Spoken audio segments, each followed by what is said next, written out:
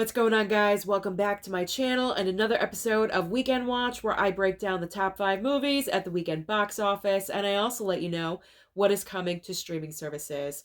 I wasn't even sure if I was going to make this video today, so I do apologize about the lateness of it, but I was feeling a little bit better. Trust me, I'm still way under the weather, but you got to soldier on, right? So I don't want to take a lot of time. So I'm kind of just going to power through a little bit. I'm not going to take so much time with it. Hopefully, that is my plan. Although I am excited because we do have some great numbers here, very interesting numbers that came in. Overall, I will say Thanksgiving box office for 2023 is positive because the top 4 movies brought in a nice chunk of change. So that is great. But what is not so great is Disney. Disney with Wish. Oh, this is so disappointing. Disappointing Disney. Disney, I have come to the conclusion, is their own worst enemy. And what I mean by this is Disney Plus. When the pandemic hit, and all the streaming services started popping up for every single studio, when Disney made the decision to create Disney Plus, that was the very worst thing that they could have done for their brand, because what they have now done, besides ruin Marvel with all of their Marvel shows and oversaturation of the superhero genre, that's number one. But the second fact is that they've now conditioned the audience to know that when Disney puts out a movie into theaters, you don't have to go and see it right away, because in just 2 months, it's going to be on Disney Plus for free at no extra charge. So that's what I mean by Disney is their own worst enemy, because without Disney Plus, Wish probably would have brought in a lot more money. Now, granted, Wish did a lot better than last year's choice, which was Strange World. Remember that one? Strange World really tanked, but that's because I don't think anyone knew what Strange World was. The marketing for that movie was pretty much nothing. So I'm blaming that. Now, granted, with Wish, was there even more marketing for this one? I'm not really sure. Did we know the concept of this movie? I certainly don't. I don't know what the movie is about, and I talk about these things. So I would have to look up what this movie is about. So I don't think they did enough marketing with Wish either. However, it was better, way better than last year with Strange World.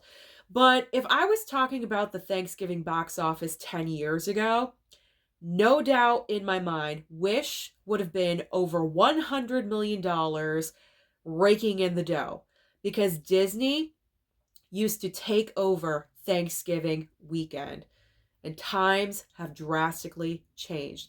Disney needs to do something, because this is their second failure in 1 month. I mean, you had the Marvels, and now you have Wish not doing very well. And I don't think, if I read correctly, I don't think there is another Disney associated film well into next year. I think June, if I read correctly. June of 2024 is the next time we are seeing any signs of a Disney film. It's either April or June. I can't remember exactly, but it is a while. We're going to have a nice little break from Disney for a little bit. Plus, also, besides the whole Disney Plus factor, Disney has just done so many things that has left a bad taste in people's mouths, I think. If you get what I'm saying, like, people just don't want to support Disney anymore. People kind of like boycott Disney nowadays. It's like the thing to do. So, yeah, Disney, they got to figure something out. I don't think they'll ever pull Disney Plus, but they gotta do something. They have to do something. Either don't put that movie from theaters onto Disney Plus so soon. Don't make it 2 months. Maybe make it 4 months. I have no idea, but they gotta change it.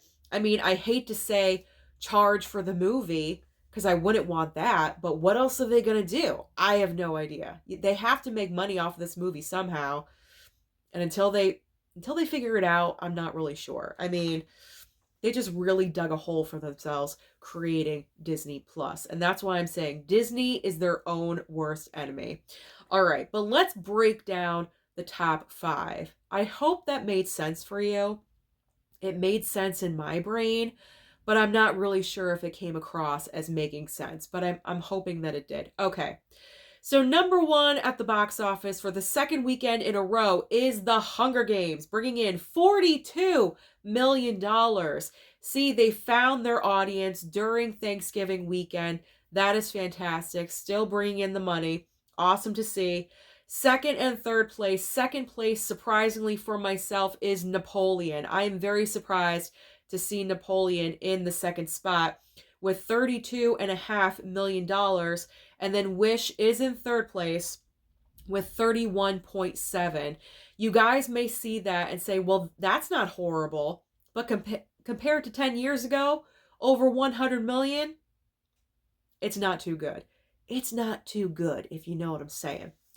In fourth and fifth place, fourth place is Trolls Band Together with 25.3 million. And rounding out the top 5 in fifth place is Thanksgiving with 11.1 million. So what is new at the box office this coming weekend? Starting on December 1st is this coming Friday. Can you believe it? It's already here. So crazy. All right, so we have kind of like a random hodgepodge of movies. I'm just going to throw all of them up on the screen right now for you. We have Silent Night, a brand new John Woo movie starring Joel Kinnaman. And we also have Godzilla -1. And Taylor Swift cannot be the only concert movie because Beyonce needs to get in here. Renaissance, a film by Beyonce. And finally, we have a brand new movie with Anne Hathaway. Looks kind of creepy, kind of weird, a little off the wall, called Eileen. So if you guys want something a little weird, you may want to go for that one. I'm not even sure if it's weird. I've just seen the trailer. I didn't hear it, but I saw it, like a little bit of it. No sound. And it just looked weird. I don't know. So I'm going off of that.